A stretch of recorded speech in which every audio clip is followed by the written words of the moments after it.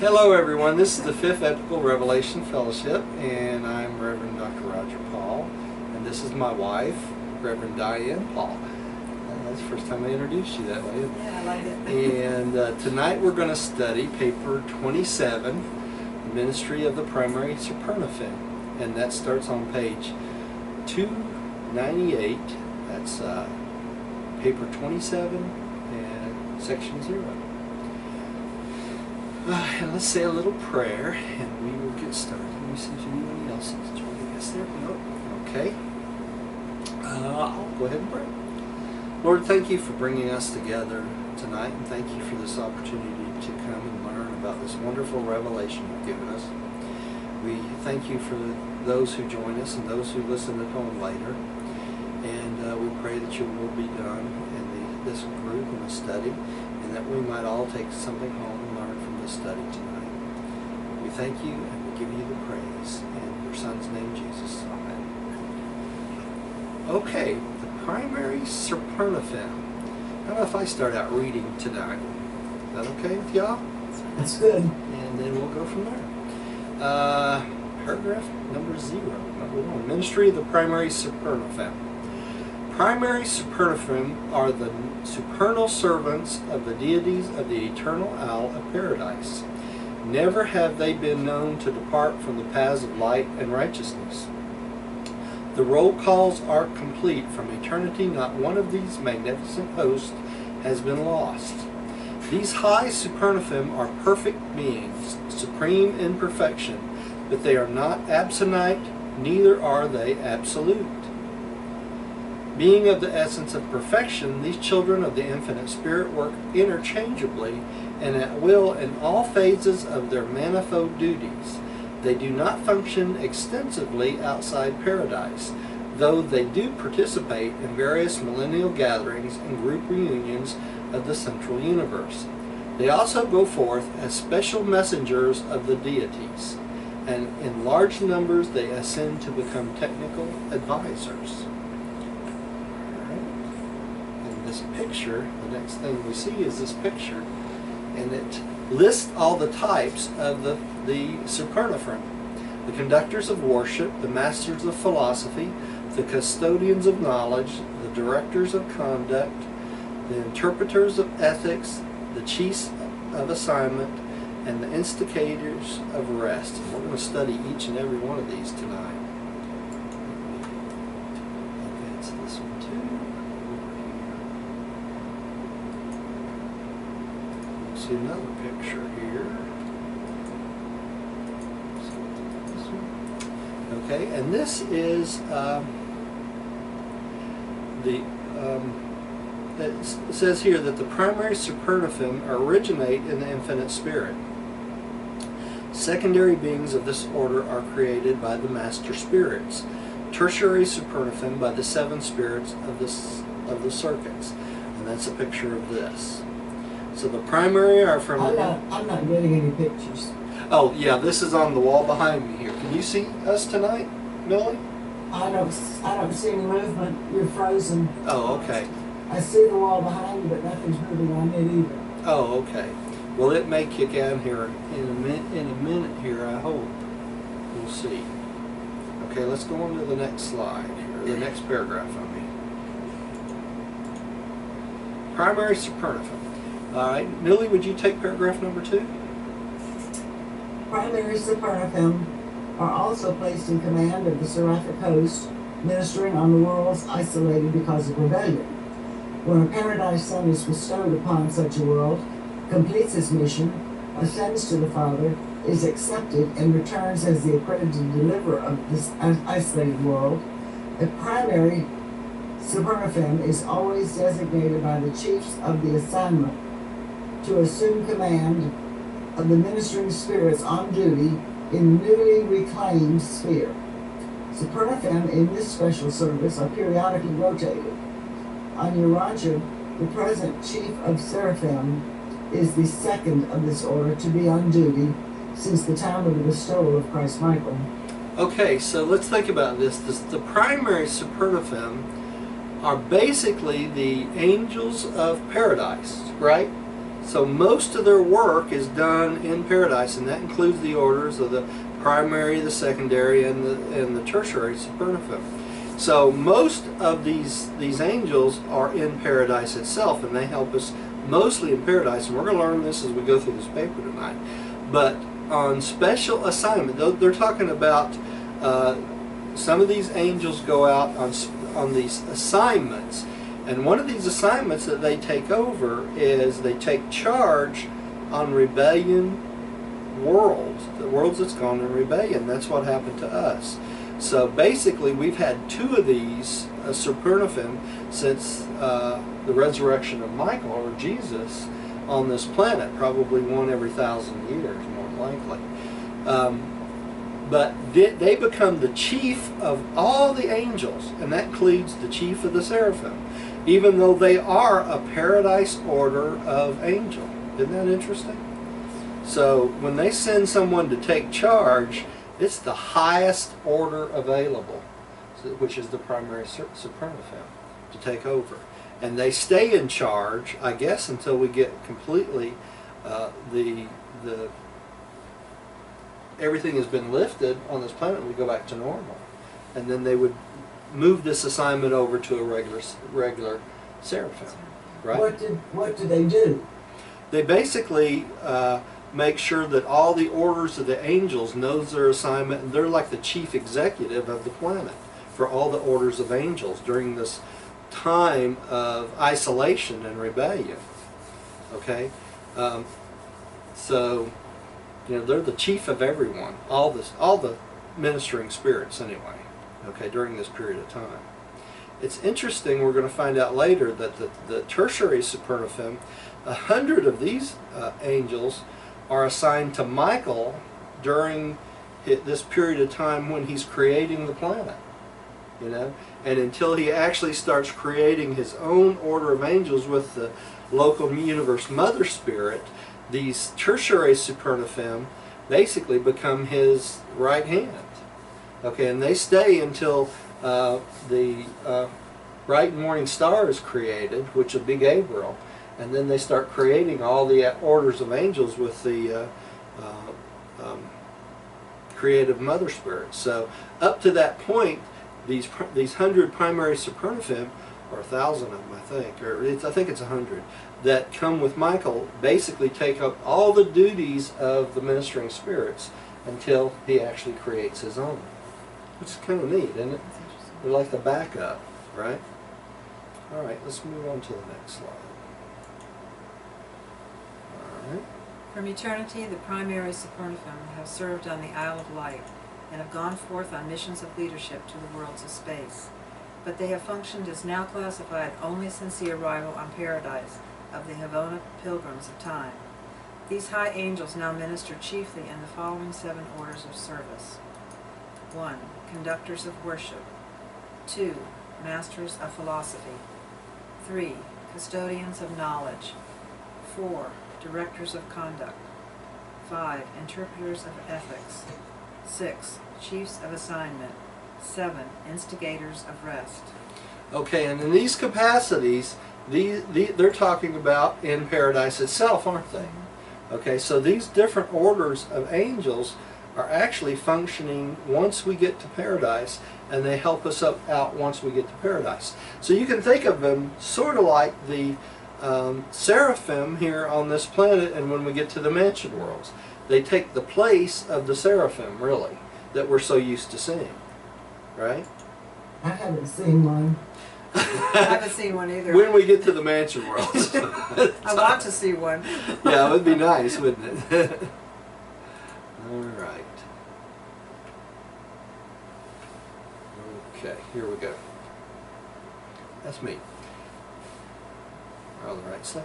Not until the ascending pilgrims actually attain paradise residence do they come under the direct influence of these Supernaphim, and then they pass through a training experience under the direction of these angels in the reverse order of their naming. That is, you enter upon your paradise career under the tutelage of the instigators of rest, and after successive seasons with the intervening orders, Finish this training period with the conductors of worship. Thereupon you are ready to begin the endless career of a finaliter. So it starts from one direction and moves the other, right? It makes sense. All right. I hear an echoing. Let me see if anybody else is joining. Yeah, it may be this speaker. I'm trying a new way of recording everything, Millie, so we're kind of experimenting tonight how this is going to come out. And I've rearranged all the computers and everything in the room here a little bit, so. Yeah, we have 6 computers on there. Yeah, it's a little bit different than normal. Okay. I can't keep up with one. Me either. Give me 1 second. Let me change this to the next picture here. Okay, instigators of rest. Millie, would you take the first paragraph under section 1? Instigators of rest. The instigators of rest are the inspectors of paradise who go forth from the central aisle to the inner circuit of Havana, there to collaborate with their colleagues, the complements of rest of the secondary order of Supernaphim. The one essential of the enjoyment of paradise is rest, divine rest, and these instigators of rest are the final instructors who make ready the pilgrims of time for their introduction to eternity. They begin their work on the final attainment circle of the central universe and continue it when the pilgrims awake from the last transient sleep, the slumber which graduates a creature of space into the realm of the eternal. Okay. It just sounds to me like we sleep a lot. We sleep a lot, that's exactly right. And with the complements of rest, which is the secondary order of Supernaphim, remember we talked about those a couple months ago when we left off on this study, how an angel actually sleeps with you during this transit to paradise in this very long last sleep, right? So so they work together so that when you wake up, this instigator of rest that puts you to sleep from the last circle of the Havana worlds is the same being you first see when you wake up on the shores of paradise. That's very comforting. It is, you know, to think that there's this continuous person that is watching out for you all the way there, you know, to make sure that you get there safely. Now, something I don't really understand about that is what would be, you know, why would you not get there safely? You know, that's a good question, you know. Well, in one place they talk about there'll be no more pain, they'll wipe away the tears, and I'm thinking, why would you have pain in the spiritual body? Why would you have tears if you're, you know, that far along? That's right, that's right. It just doesn't make sense. Okay. Rest is of the sevenfold nature. There is a rest of sleep and of play in the lower life orders, discovery in the higher beings, and worship in the highest type of spirit personality. There is also the normal rest of energy intake, the recharging of beings with physical or with spiritual energy. And then there is the transient sleep, the unconscious slumber when enseraphimed, when in passage from one sphere to another. Entirely different from all of these is the deep sleep of metamorphosis, the transition rest from one stage of being to another, from one life to another, from one state of existence to another, the sleep which ever attends transition from actual universe status, in contrast to evolution through various stages of any one status. So there's several different types of rest we experience when we travel with starting out with Seraphim, all the way up until we get to paradise, you know. Do we view it at that time like death? The first time, yes, we do, Millie, but I think the only other time we would even consider it even close would be for this long transit from Havana to paradise, because all the other times are very short periods of time where you go into this sleep or this rest while they transport you from planet to planet, the Seraphim, because you cannot be awake during this transport from one world to another. So I'm sure we experience this over and over and over and over again down through many ages, but it's each time it's a little different, because the transport sleep would be more like when we go to sleep here. But when you go from one type of being to another, like from a Marancha being to a first stage spirit, that would be more of like a metamorphic sleep, because you wake up in a different type of body, right? Because the other times we just get tuned, right?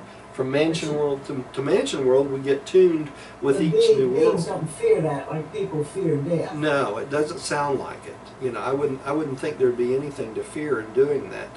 But it's probably such a magnificent change to go from the last circuit of Havana to paradise, because you would be a full stage spirit when you arrived at paradise, right?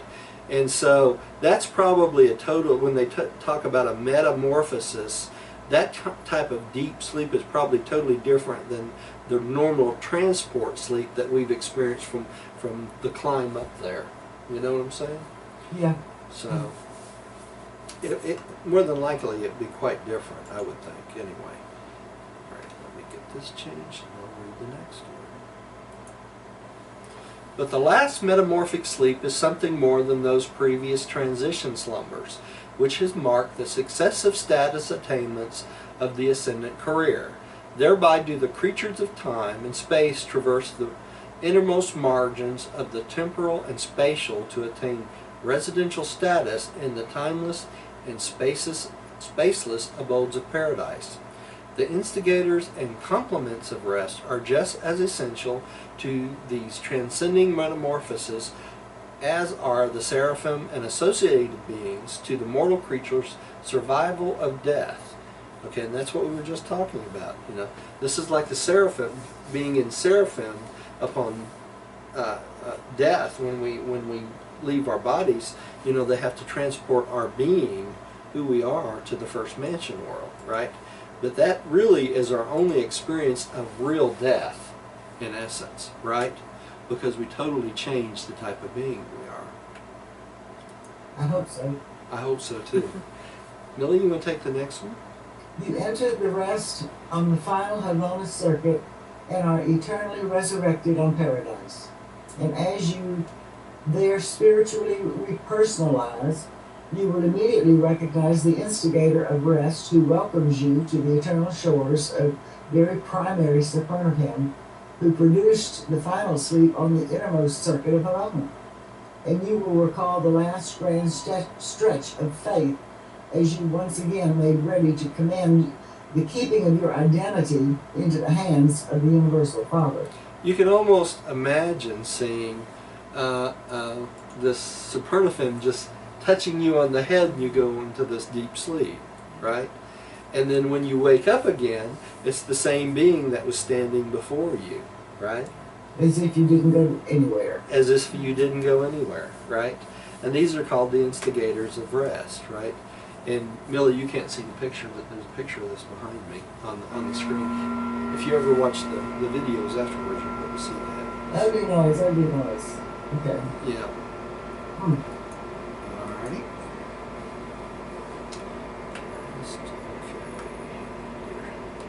Let's find the right mouse here.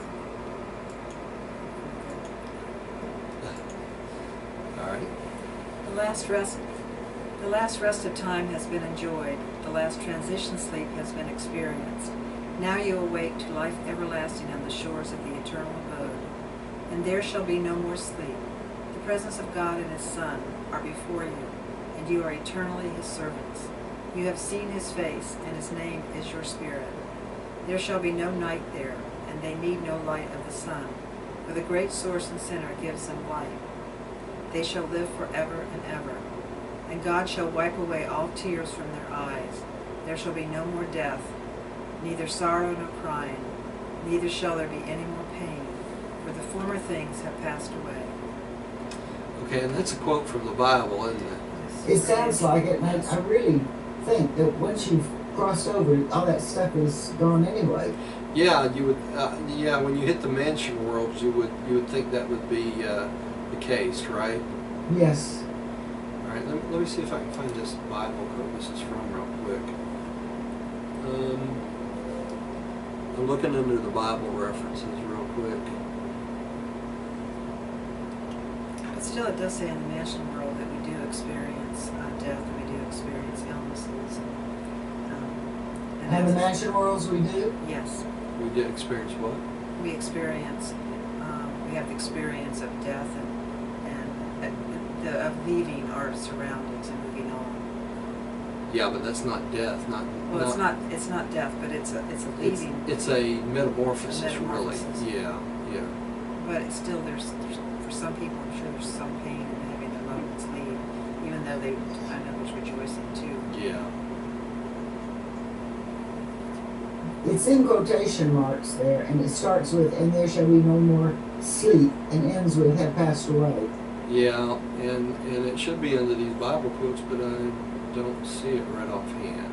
Because there's so many quotes on this particular paragraph, section.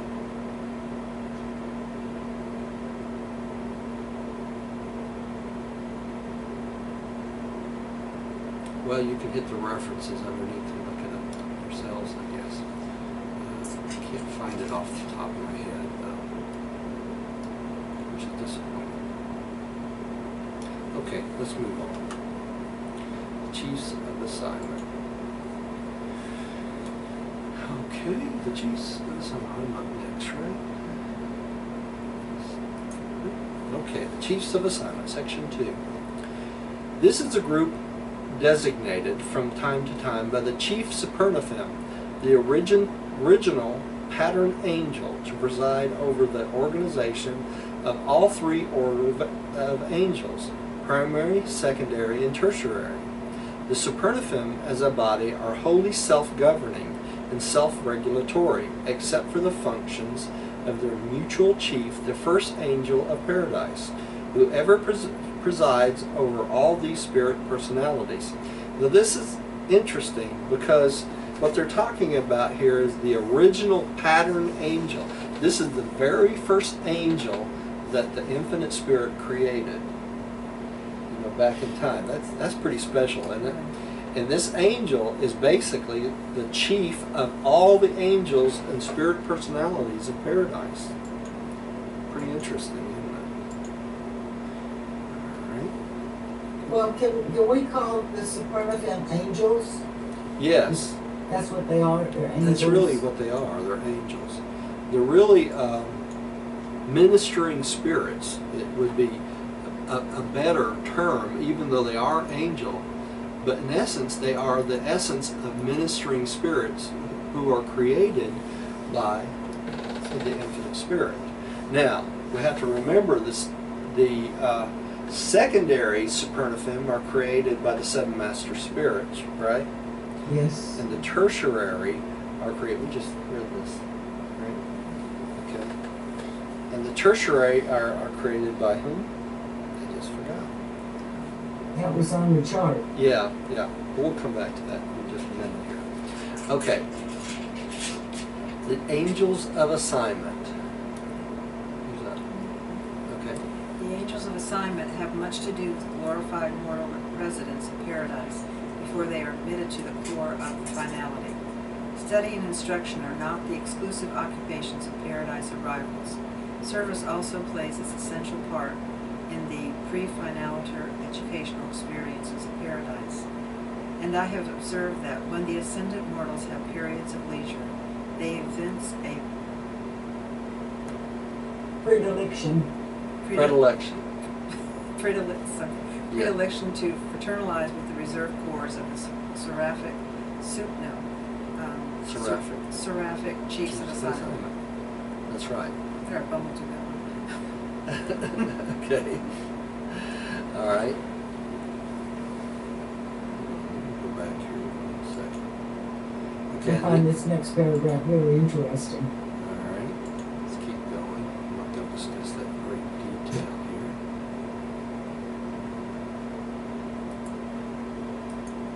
Okay. When you mortal ascenders attain paradise, Your societal relationships involve a great deal more than contact with a host of exalted and divine beings and with a familiar multitude of glorified fellow mortals. You must also fraternize with upwards of 3,000 different orders of paradise citizens, with the various groups of the transcendentalers, and with numerous other types of paradise inhabitants, permanent and transient, who have not been revealed on Urantia. So there's a whole group of them we don't even know of. After sustaining contact with these mighty intellects of paradise, it is very restful to visit with the angelic types of minds. They remind the mortals of time of the seraphim, whom they have had such long contact and such refreshing association. So, the seraphim that we have in contact with once we get to the mansion worlds are basically refreshing to us, because when we get to paradise, we get to know all these paradise citizens and all these orders of beings that they have not revealed to us in the Urantia book. 3,000 different types of paradise citizens alone, plus all the others, the transcendentals and things like that, right? Okay. Now, Millie, I brought up a point the other day with Diane that really this book, if you think about it hard, is like a primer to the mansion worlds, right? What they're doing is they're trying to prepare our minds for the changes we're going to experience when we get to the first mansion world. We'll have all this new information to learn and all this experience to gain over millions of years on our way to paradise. So all this book is trying to do is bring us up to speed so that when we get to that first mansion world, we're prepared to go on. Right? That makes sense? Pre-K. Pre-K, yeah. That's right. That's all this is just a primer, if you think about it. Does that make sense? Yes, it does, but not enough people will know about it. That's true. That's true. That's why it's important for us to share this book. That's right. This information. This information with other people, right? They think we're nuts. Yeah. That's okay. Yeah. I walk every Sunday morning. I have a neighbor down here. Her name is Jennifer, like my daughter. At 7 o'clock Sunday morning, we meet at my mailbox and we walk the subdivision, which is a 2-mile walk. Unless it's freezing. And I don't think I'll do it this Sunday. I missed a couple of weeks ago when it was freezing. But her brother is a minister at the church in Samoa, and she and her husband go there. And we discuss this book and what I believe and what she believes and stuff like that. It's very difficult not to just jump right in there and scare the wits out of her. I know what you mean. Harder to keep your mouth shut than not, right? Christmas, and I said, that's okay. I gave away all my Christmas decorations last year. I don't do that anymore. I don't do a Christmas tree. I said, he wasn't born in December. She said, you don't celebrate the birth of Christ at Christmas. And I said, I'll celebrate his birthday anytime you want. Mm-hmm. You can celebrate it. I'll celebrate it in December. I'll celebrate it in January or in August, which is when his birthday is. Yeah. The fact is that we celebrate his birth, period. Yeah. It doesn't matter when we celebrate it, just that we celebrate his birth. That's right. That was okay. Yeah. That passed. That's right. Try and explain to somebody why you don't want to observe Christmas with all the glitz and glitter. Yeah, I know. But I do enjoy the feeling of fellowship that comes around Christmas time. People actually start treating each other most of the time, except for the shoppers, with a little bit of brotherhood. You notice that? That there's a more of a sense of brotherhood than there are other periods of time. So Maybe so. it's kind of interesting. So when you watch the Black Friday sales and the way people behave, how can anybody need something so badly that they'll push somebody down and step on them to get to it? I know, that's crazy. That's just insane. And they keep coming up with more and more sales, like what? Mondays, electronic Mondays, and who knows what else. They're always come up with more ways to sell things. Millie, you want to take number 3, interpreters of ethics, the first paragraph? Okay. The higher you ascend in the scale of life, the more attention must be paid to the universe's ethics. Ethical awareness is simply the recognition by any individual of the rights inherent in the existence of any and all other individuals. But spiritual ethics far transcend mortal and even the Morangic concept of personal and group relations. If you think about this, what they're talking about here is the brotherhood of man, aren't they? Ethical awareness. Basically, what they're talking about as ethics is how we treat other people, right? And their interpretation of how we should treat individuals and everyone else in relation to ourselves. And needs to be taught in this world very badly. I think we discussed the ethics and morals before. Ethics. Yeah. A man who's ethical knows he should not sleep with his neighbor's wife. A moral man might sleep with his neighbor's wife. That's right. Ethics is what you believe. Moral is how you experience it. That's how right. you use it. That's right. That's right. Ethics has been duly taught and adequately learned by the pilgrims of time in their long ascent to the glories of paradise. As this inward ascending career has unfolded from the nativity worlds of space, the ascenders have continued to add group after group to their ever-widening circle of universe associates. Every new group of colleagues met adds one more level of ethics to be recognized and complied with until by the time the mortals of ascent reach paradise, they really need someone to provide helpful and friendly counsel regarding ethical interpretations. They do not need to be taught ethics, but they do need to have what they have so laboriously learned properly interpreted to them as they are brought face to face with the extraordinary task of contacting with so much that is new. So you learn the ethics, but these angels actually help you interpret how to use those ethics you've learned in the different types of beings and the different types of groups and what would be proper to them as related to proper to you, you know. So it's helping you interpret your ethics with some other being's ethics, right? So that you can communicate and not offend someone else, right?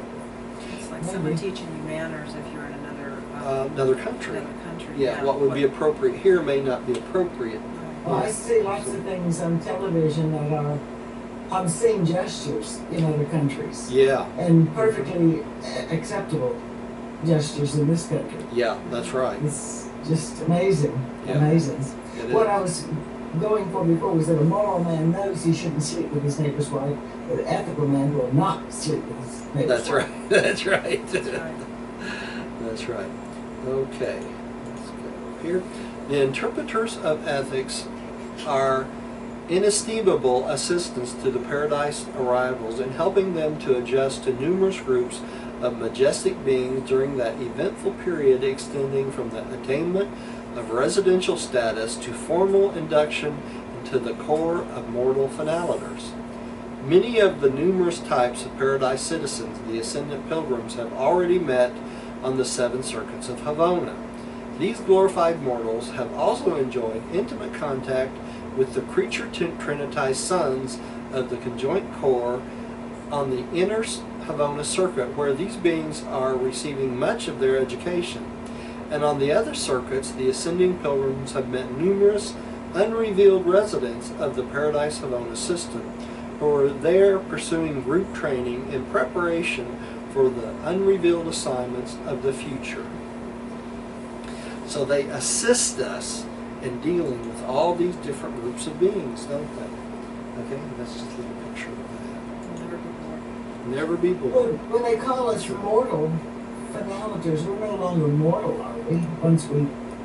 Well, they're associating us with where we came from. Okay. And that's part of the angels who track our history, origins, the angels of origins, right? They track our history. And they think that's important because the way we interpret things and we conceive of things is many times different as to what origin we started from. That's why that's so important. So if we started from a very barbaric origin, like we have on this planet, it would be different than someone who was born on a planet of light and life, who has experienced a higher level of existence, right? So that type of being, their origins would be different. So they would have less experience with the barbaric type of mind, right, as we did. So we have a kind of, we have an advantage in that because we understand that, but we have a disadvantage because we have to deal with all this during this lifetime, right? I wish they'd mention a different finaliter so I could know what else there might be. Yeah, it would be nice. Somebody from another planet isn't mortal. So what are well, they do consider all bipeds, I mean, all starting types of beings mortals. But when they're designating mortal, they're designating them not associated with like angels and sons of God that are like the Lenonandek and the Verandadek sons and the material sons, because they have a different origin. They don't have a mortal origin. They start as descending sons of God rather than ascending sons of God. They become ascending sons of God, but they start out their career as descending sons of God. So their origin would be totally different than ours would, right? So that's part of the purpose of the significance of origins in interpreting where we came from, right? Because someone who came down as let's say Adam and Eve is going to be different than someone that started as a regular mortal, right? Okay. Millie, would you take the next paragraph, please? Where are we? Paragraph 27.3.4. All these celestial companionships are invariably mutual. As ascending mortals, you will not only derive benefit from the successive universe companions and such numerous orders of increasingly divine associates, but also impact to each other, these fraternal beings, something of your own personality and experience, which forever makes every one of them different and better for having been associated with an ascending mortal from the evolutionary worlds of time and space. So they gain experience from doing this with us, don't they? So we have an effect on them. We have an effect on them. They benefit and we benefit, right? I hope. We hope, anyway. We hope they get some benefit from all of our nonsense, right? That's debatable sometimes, right? All right, let me change the slide and we'll go.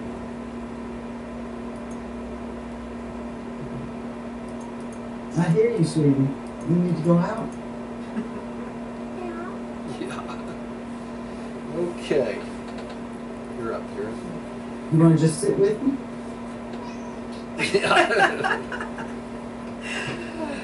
We can relate to that.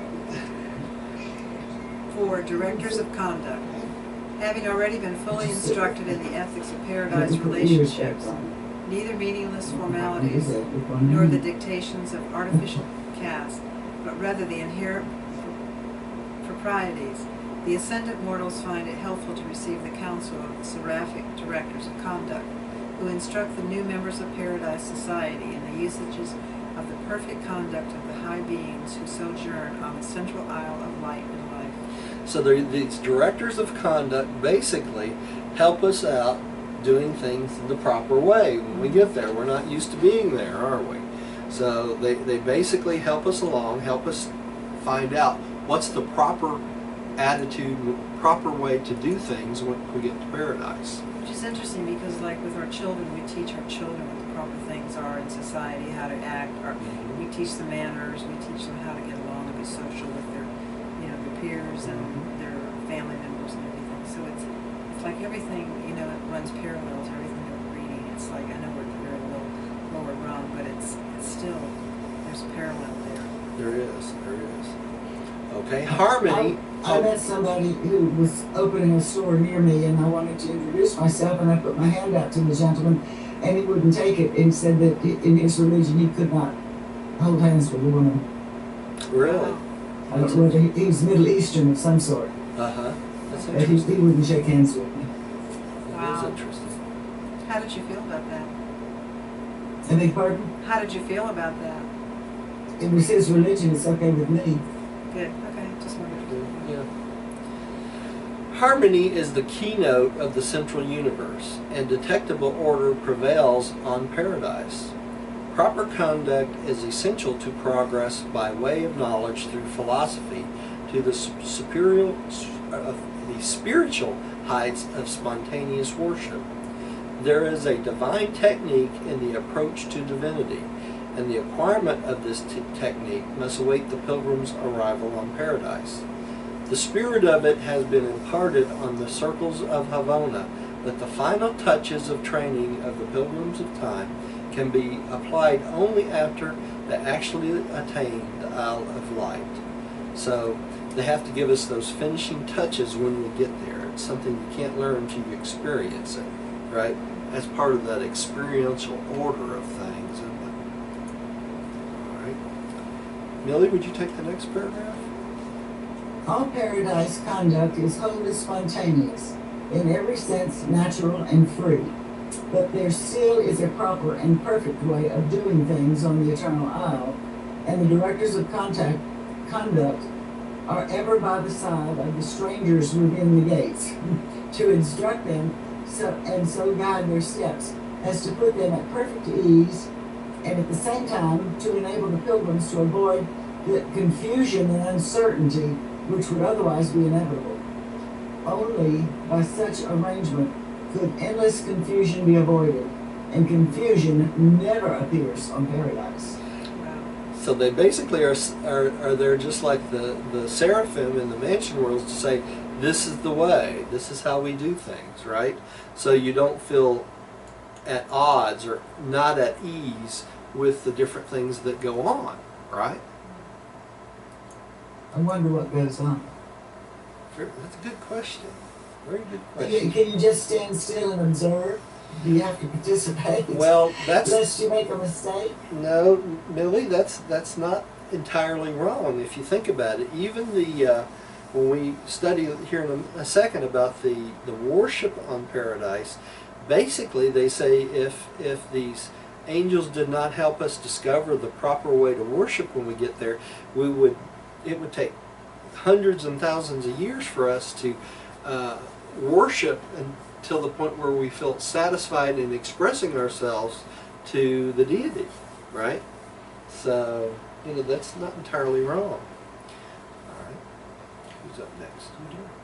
These directors of conduct really serve as glorified teachers and guides. They are chiefly concerned with instructing the new mortal residents regarding the almost endless array of new situations and unfamiliar usages. Notwithstanding all the long preparation, therefore, and the long journey thereto, paradise is still inexpressibly strange and unexpectedly new to those who finally attain residential status. So we keep coming up on this new and unusual things. And strange. And strange things just keep coming on and on and on. So it's this constant discovery, right? And this picture here, which you can't see, Millie, is basically just an illustration of the directors of conduct. All right, let's go to the next section here. The custodians of knowledge. Section 5. The supergraphic custodians of knowledge are the higher living epistles known and read by all who dwell on paradise. They are the divine records of truth, the living books of real knowledge. You have heard about records in the book of life. The custodians of knowledge are just such living books, records of perfection imprinted upon the eternal tablets of divine life and supreme surety. They are in reality living automatic libraries.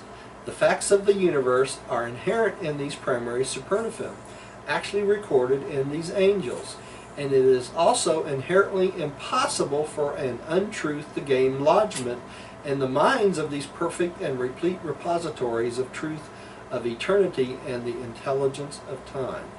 So all knowledge is entrusted in these custodians of knowledge, right? Yes. So they're living books. That's hard for us to understand. But there's so much knowledge. So much knowledge. That's right. They have it broken down into sections, and every section has a million sections in it. So That's right. you That's have to be very right. specific when you ask a question. Right. So everyone is able to access these things at all times, right? So if you have a question about anything in all the universes, you can contact one of these custodians of knowledge, and they have the answer to everything, right? Kind of like Google. Yeah, better than Google. Yeah, really. Much better than Google. Google is good here. All right. Before we go on to, I didn't mention this at the beginning of this video, but for the people at home, but all these slides are available on the website where you found this video. So if not, you can find it on the 5th Epical Revelation Fellowship.com site, or the Atlanta are available. Okay. Millie, would you take paragraph 2 in this section 5? These custodians conduct informal courses of instruction for the residents of the Eternal Isle, but their chief function is that of reference and verification. Any sojourner on Paradise may, at will, have by his side the living repository of the particular fact or truth he may wish to know. At the northern extremity of the isle, there are available the living finders of knowledge, who will designate the director of the group holding the information sought, and forthwith will appear the brilliant beings who are the very thing you wish to know.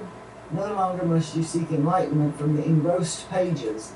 You now commune with living intelligence face to face. Supreme knowledge you thus obtain from the living being who is its final custodians. So all you have to do is think about what you need to know, and these beings are available for you, right? Instant Google, right? Hate to give Google credit there. When you locate that Supernaphim who is exactly what you desire to verify, you will find available all the known facts of all universes. For these custodians of knowledge are the final and living summaries of the vast network of the recording angels, ranging from the Seraphim and Supernaphim of the local and super universes to the chief recorders of the tertiary Supernaphim in Havona. And this living accumulation of knowledge is distinct from the formal records of paradise, the cumulative summary of universal history. So they're the living angels of all knowledge, right? So talk about the smartest beings in the universe. This would be it, right? Yeah, it says that this knowledge is distinct from the formal records of paradise. Does that mean it's different? It's different because the formal records would be one of a material substance, right? And these are living records. So instead of having to look it up in a record or a book or something of a material format, these things, all you have to do is ask these beings, and they know off the top of their head. Okay. All right? So that's a little bit different. The wisdom of truth takes origin in the divinity of the central universe, but knowledge, experiential knowledge, largely has its beginnings in the domains of time and space. Isn't that interesting? Therefore, the necessity for the maintenance of the far-flung universe organizations of recording Seraphim and Supernaphim, sponsored by the celestial recorders. Okay, so all these things we've learned of before. The celestial recorders, the Supernaphim, the Seraphim, all these different recording type beings collect this knowledge, and eventually it gets up to what? These beings, right? Hmm. Millie, would you take the next one? These primary Supernaphim who are inherently in possession of universe knowledge, are also responsible for its organization and classification. In constituting themselves the living reference library of the universe of universes, they have classified knowledge into 7 grand orders, each having about 1,000,000 subdivisions. The facility with which the residents of paradise can consult this vast store of knowledge is solely due to the voluntary and wise efforts of the custodians of knowledge. The custodians are also the exalted teachers of the central universe, freely giving out their living treasures to all beings on any of the Havana circuits, and they are extensively, though indirectly, utilized by the courts of the ancients of days. But this living library, which is available to the central and super universes, is not accessible to the local creations. Only by indirection and reflectivity are the benefits of the paradise knowledge secured in the local universes. Now, can you think of a reason why this knowledge would not be available to the local universes?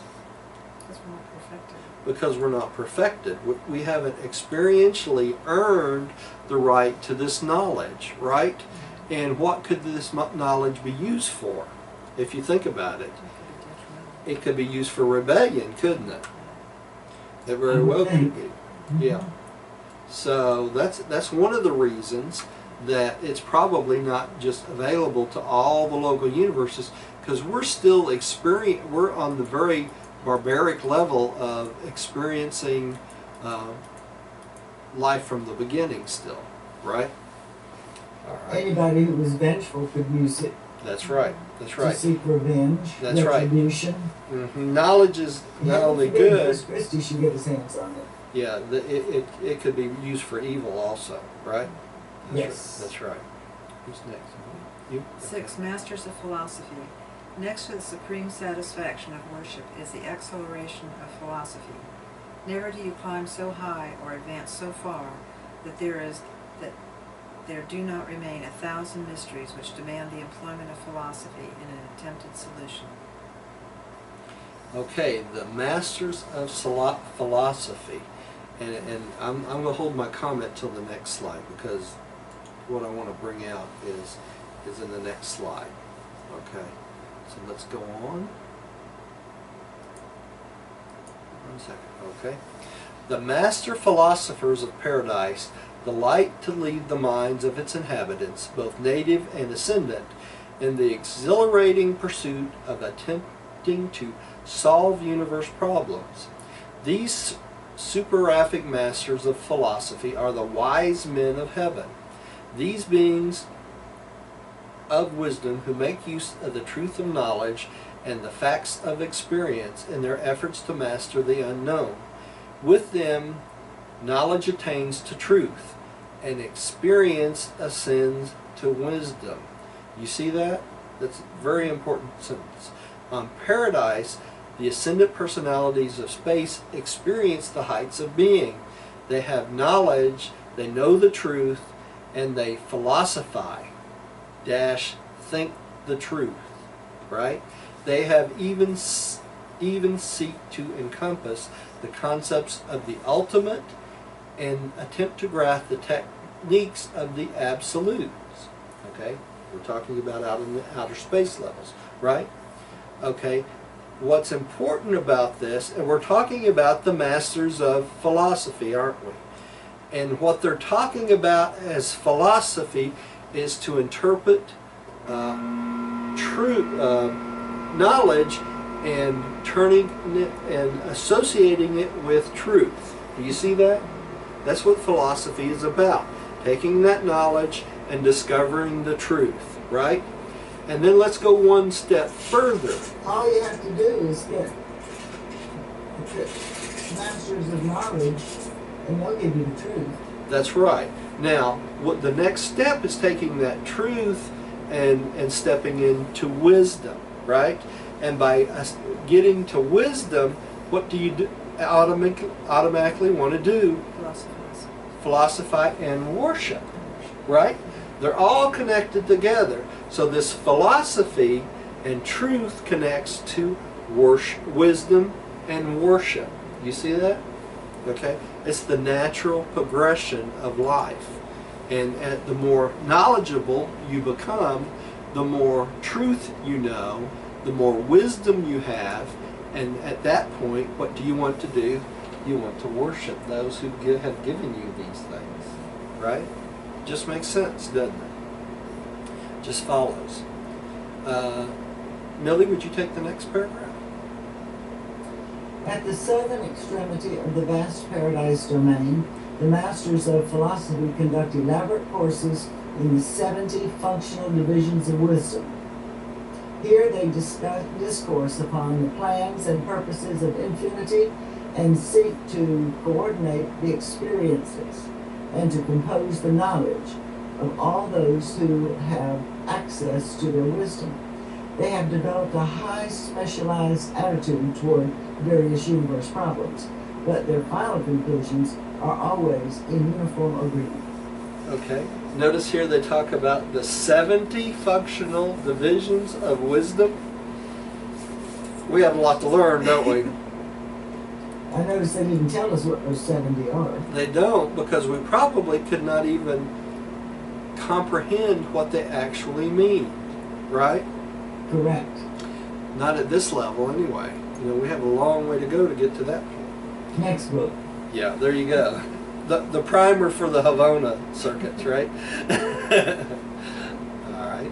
These paradise philosophers teach by every possible method of instruction, including the higher graph technique of Havana and certain paradise methods of communicating information. All of these higher techniques of imparting knowledge and conveying ideas are utterly beyond the comprehension capacity of even the most highly developed human mind. 1 hour's instruction on paradise would be the equivalent of 10,000 years of the word memory methods of Urantia. You cannot grasp such communication techniques, and there is simply nothing in mortal experience with which they may be compared, nothing to which they can be likened. So we don't even have a reference for learning this way, do we? I mean, not even close. That's so much to look forward to. That's right. That's right. We do. Long way to go, short time to get there, as they say, right? Okay.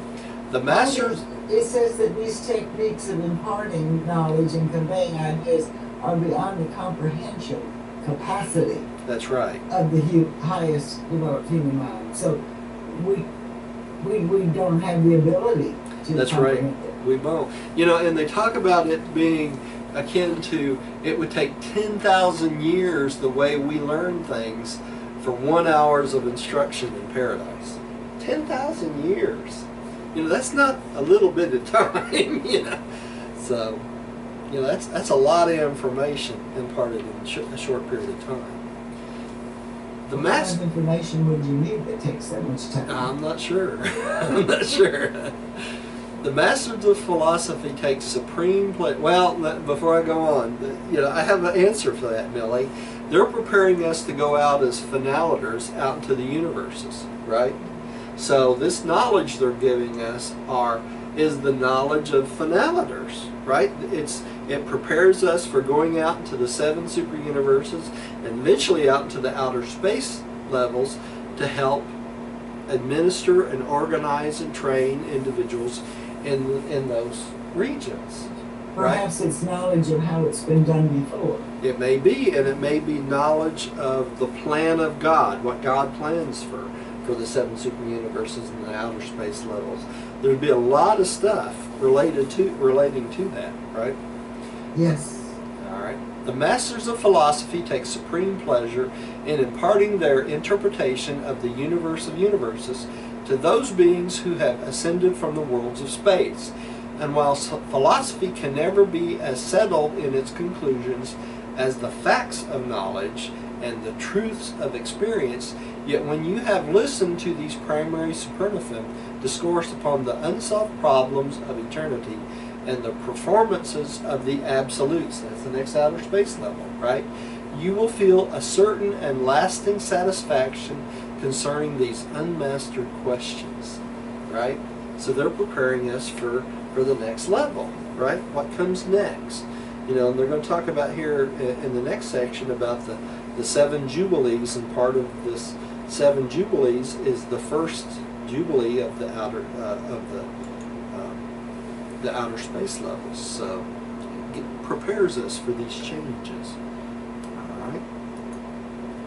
All right, Millie, would you take the next one? These intellectual pursuits of paradise are not broadcast. The philosophy of perfection is available only to those who are personally present. The encircling creations know of these teachings only from those who have passed through this experience and who have subsequently carried this wisdom out to the universes of space.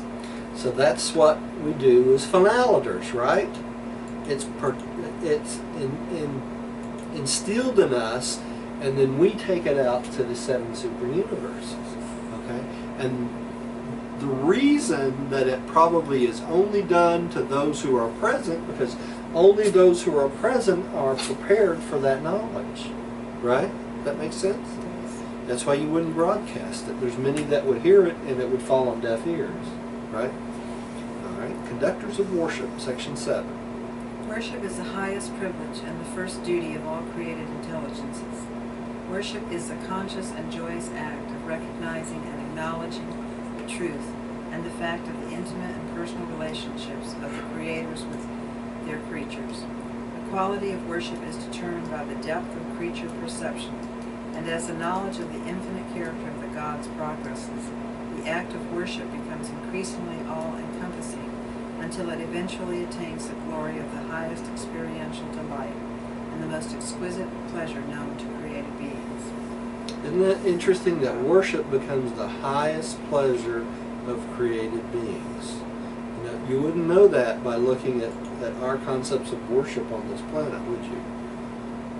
And even the fact that so few people, compared to the masses, actually do worship, right? All right. While the Isles of Paradise contain certain places of worship, is more nearly one vast sanctuary of divine service.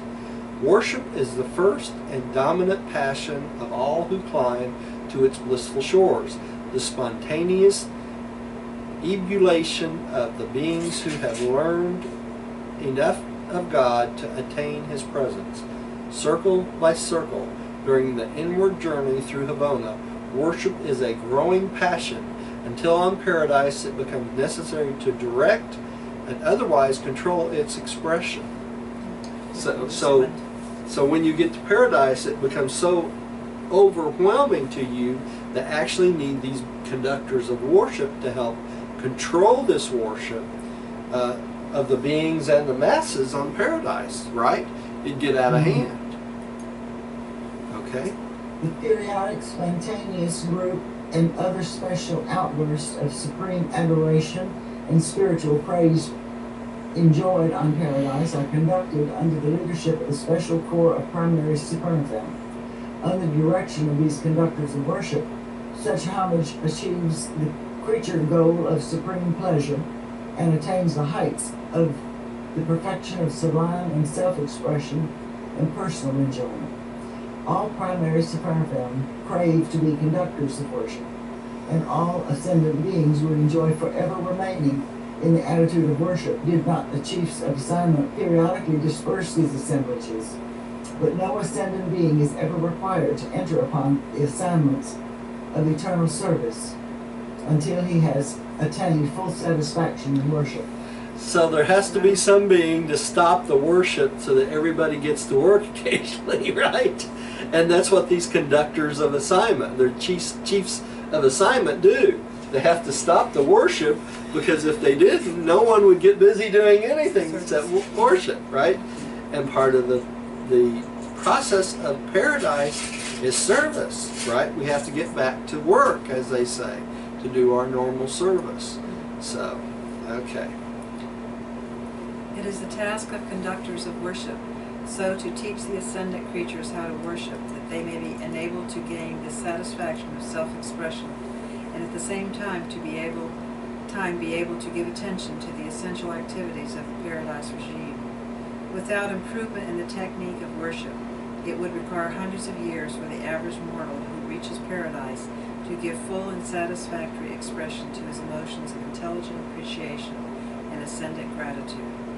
The conductors of worship open up new and hitherto unknown avenues of expression so that these wonderful children of the womb of space and the travail of time are enabled to gain the full satisfactions of worship in much less time.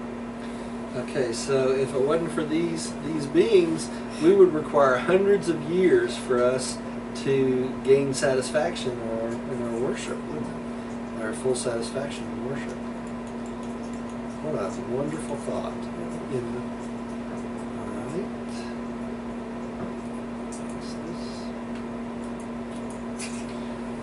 All the arts of all the beings of the entire universe which are capable of intensifying and exalting the abilities of self-expression and the conveyance of appreciation are employed to their highest capacity in the worship of the paradise deities. Worship is the highest joy of paradise existence. It is the refreshing play of paradise. What play does for your jaded minds on earth, worship will do for your perfected souls on paradise. The mode of worship on paradise is utterly beyond mortal comprehension, but the spirit of it you can begin to appreciate even down here on Urantia. For the spirits of the gods even now indwell you, hover over you, and inspire you to true worship. What are they talking about? They're talking about the thought adjuster, the spirit of truth, and the Holy Spirit, right? That's what they're talking about. Constantly moving us towards a worshipful state, right? We have a need for worship and we don't know that. You know, that's the interesting thing about this. Millie, would you take the next paragraph?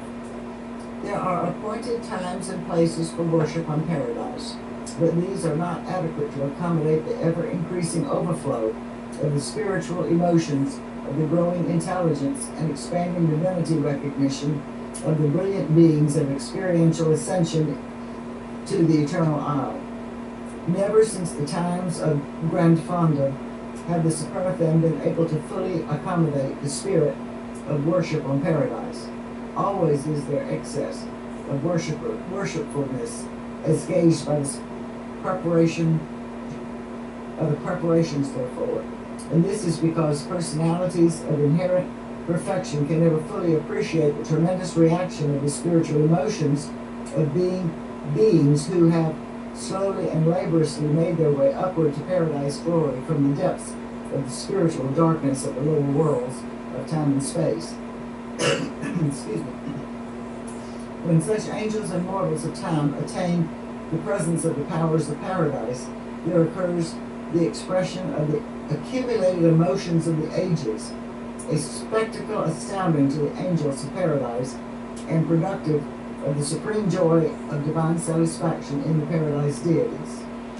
Okay, so even the angels don't appreciate the way we feel coming from spiritual darkness and coming into this spiritual light, right? And that's part of this need for us to express this worship when we get to paradise. The angels, in essence, don't have that same need because they have not come from the same background, right? They only get that from the experience they gain from us, right? Right. Contrast. Mm-hmm. They do. Sometimes all paradise becomes engulfed in a dominating tide of spiritual and worshipful expression. Often the conductors of worship cannot control such phenomena until the appearance of the threefold fluctuation of the light of the deity abode, signifying that the divine heart of the gods has been fully and completely satisfied by the sincere worship of the residents of paradise, the perfect citizens of glory and the ascendant creatures of time. What a triumph of technique! What a fruition of the eternal plan and purpose of the gods that the intelligent love of the creature child should give full satisfaction to the infinite love of the Creator Father. Isn't that beautiful? Yeah, that is beautiful. This is what a gorgeous paragraph. It really is. Okay.